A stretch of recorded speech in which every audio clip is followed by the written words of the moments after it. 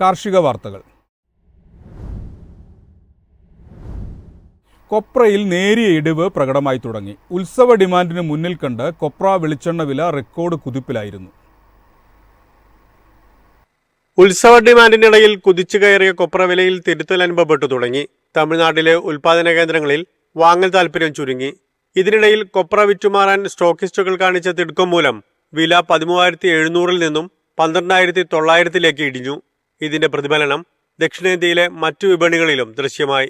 മലനിരകളിൽ ഏലം വിളവെടുപ്പ് തുടങ്ങിയതോടെ സെപ്റ്റംബറിലെ അവസാന ലേലത്തിന് ഇറങ്ങിയത് 1.5 ലക്ഷം കിലോ ചരക്കാണ്. ആഭ്യന്തര വാങ്ങലുകാർക്കൊപ്പം കയറ്റുമതിക്കാരും ഏലക്ക സംഭരണത്തിന് കാണിച്ച ഉത്സാഹം ശരാശരി ഇനങ്ങളെ കിലോ 2,350 രൂപയായും മികച്ച ഇനങ്ങളെ 2,944 രൂപയായും ഉയർത്തി. മൊത്തം 1,52,032 കിലോഗ്രാം ഏലക്കയുടെ ലേലം നടന്നു.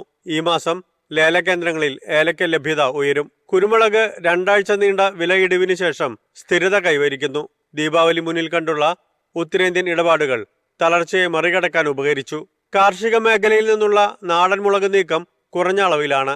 ഓഫ് സീസൺ ആയതിനാൽ നിരക്ക് ഉയരുമെന്ന പ്രതീക്ഷയിലാണ് കർഷകർ. അൺഗാർബിൾഡ് കുരുമുളക് കിലോ 645 രൂപയായി ഉയർന്നു. News desk MyFin TV. സംസ്ഥാനത്ത് റബ്ബർ വില വീണ്ടും താഴേക്ക്. കിലോയ്ക്ക് 2 രൂപയുടെ ഇടിവാണ് ഇന്നുണ്ടായത്. RSS 4 ഇനത്തിന് കിലോയ്ക്ക് 2 രൂപ കുറഞ്ഞുവെന്നാണ് റബ്ബർ ബോർഡ് വ്യക്തമാക്കിയിരിക്കുന്നത്. രാജ്യാന്തര വില 249.65 രൂപയും കോട്ടയം വില 224 രൂപയുമാണ്. രാജ്യാന്തര റബ്ബർ വിപണി ഹോളിഡേ മൂഡിലാണ്. ചൈനയിൽ ഒരാഴ്ച നീളുന്ന ദേശീയ അവധി മൂലം മാർക്കറ്റുകൾ നിശ്ചലമായി. ബീജിംഗിൽ നിന്നുള്ള വ്യവസായികളുടെ പിന്മാറ്റം ഏഷ്യൻ റബ്ബറിനെ ബാധിക്കും. സിംഗപ്പൂർ എക്സ്ചേഞ്ചിൽ റബ്ബർ $202 നിന്നും 218 ഉയർന്നത് വരും ദിവസങ്ങളിൽ കൂടുതൽ മികവ് പകരാം. കേരളത്തിൽ അനുകൂല കാലാവസ്ഥയായതിനാൽ കർഷകർ ഉൽപാദനം പരമാവധി ഉയർത്താൻ മുന്നോട്ട് വരേണ്ട സന്ദർഭമാണ്. കഴിഞ്ഞ സാമ്പത്തിക വർഷം ഉൽപാദകർ 8.5 ലക്ഷം ടൺ റബ്ബർ വിപണിയിലിറക്കി. എന്നാൽ പിന്നീടുണ്ടായ കാലാവസ്ഥാ മാറ്റം ടാപ്പിങ്ങിനെ ബാധിച്ചതിനാൽ നടപ്പുവർഷം ഉൽപാദനം പ്രതീക്ഷയ്ക്കൊത്ത് ഉയരാനിടയില്ല. 4ാം ഗ്രേഡ് റബ്ബർ കിലോയ്ക്ക് 224 രൂപയാണ്. News desk MyFin TV. തേയിലത്തോട്ട തൊഴിലാളികൾക്ക് 16% ബോണസ് തോട്ടം ഉടമകൾ നൽകണം.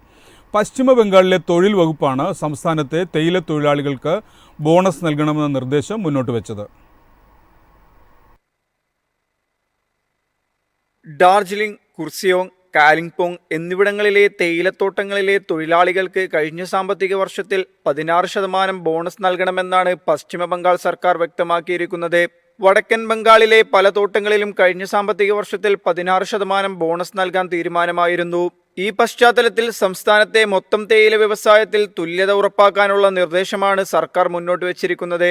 മാനേജ്മെന്റ്, ട്രേഡ് യൂണിയനുകൾ, തൊഴിലാളി സംഘടനകൾ എന്നിവരുമായി നടത്തിയ ചർച്ചയ്ക്കു ശേഷം 1965 ബോണസ് നിയമപ്രകാരം തൊഴിലാളികൾക്ക് 8.33% ബോണസ് നൽകാൻ മലയോരത്തെ തേയിലത്തോട്ടങ്ങൾ നേരത്തെ സമ്മതിച്ചിരുന്നതായി സംസ്ഥാന സർക്കാർ അറിയിച്ചു. കടുത്ത സാമ്പത്തിക സമ്മർദ്ദത്തിലാണ് സംസ്ഥാനത്തെ തേയില വ്യവസായം. അതിനാൽ 20% കുറഞ്ഞ ബോണസ് വേണ്ടെന്ന നിലപാടിലാണ് കർഷകർ. 13% ബോണസ് നൽകാനാണ് മാനേജ്മെന്റ് തീരുമാനിച്ചിരുന്നത്. എന്നാൽ സർക്കാർ ഒത്തുതീർപ്പ് ശ്രമങ്ങളുടെ ഭാഗമായി ഇത് 16% ഉയർത്തുകയായിരുന്നു. News desk MyFin TV. Dairy ബ്രാൻഡായ മിൽക്ക് ലൈൻ സംഭരണ സേവനങ്ങൾ ആരംഭിക്കുന്നു. ദക്ഷിണേന്ത്യയിലാണ് പാൽ സംഭരണ കേന്ദ്രങ്ങൾ തുറക്കുന്നത്. Swiss Indian food and technology കമ്പനിയായ ഇന്നോടെറയുടെ ഡയറി ബ്രാൻഡാണ് മിൽക്ക് ലൈൻ. കർണാടക, ആന്ധ്രാപ്രദേശ്, തമിഴ്നാട്, കേരളം എന്നീ സംസ്ഥാനങ്ങളിലാണ് സംഭരണ കേന്ദ്രങ്ങൾ സ്ഥാപിക്കുന്നത്. ഗുണനിലവാരമുള്ള പാൽ ഉറപ്പു നൽകുക മാത്രമല്ല, സംഭരണത്തിൽ അഭിമുഖീകരിക്കുന്ന പ്രശ്നങ്ങൾ കണ്ടെത്തി പരിഹരിക്കാനുള്ള ശ്രമങ്ങളും കമ്പനി നടപ്പിലാക്കുന്നുണ്ട്. കർഷകരിൽ നിന്ന് സംഭരിക്കുന്ന പാൽ ഗുണനിലവാര പരിശോധനയ്ക്ക് ശേഷം മിൽക്ക് ലൈൻ ശീതീകരിച്ച് സൂക്ഷിക്കും. പാൽ സംഭരണത്തിന് വിപുലമായ ടീമിന്റെ ആവശ്യമില്ലാത്തതിനാൽ ചെലവ് ലാഭിക്കാൻ കഴിയുമെന്നാണ് കമ്പനി വ്യക്തമാക്കുന്നത്. 10,000-ലധികം ചെറുകിട കർഷകരുടെ വിപുലമായ ശൃംഖലയാണ് കമ്പനിക്കുള്ളത്. 150-ലധികം ബൾക്ക് മിൽക്ക് കൂളറുകൾ വഴി പ്രതിദിനം 2 ലക്ഷം ലിറ്റർ ശേഷിയുള്ള പാൽ സംസ്കരണ സൗകര്യം മിൽക്ക് ലൈൻ ഉറപ്പു നൽകുന്നുണ്ട്. ഈ സംവിധാനങ്ങൾ ഉപയോഗപ്പെടുത്തിയാണ് മിൽക്ക് ലൈൻ സംഭരണ സേവനങ്ങൾ നടത്തുന്നത്. News desk MyFin TV. കമ്പോള നിലവാരം.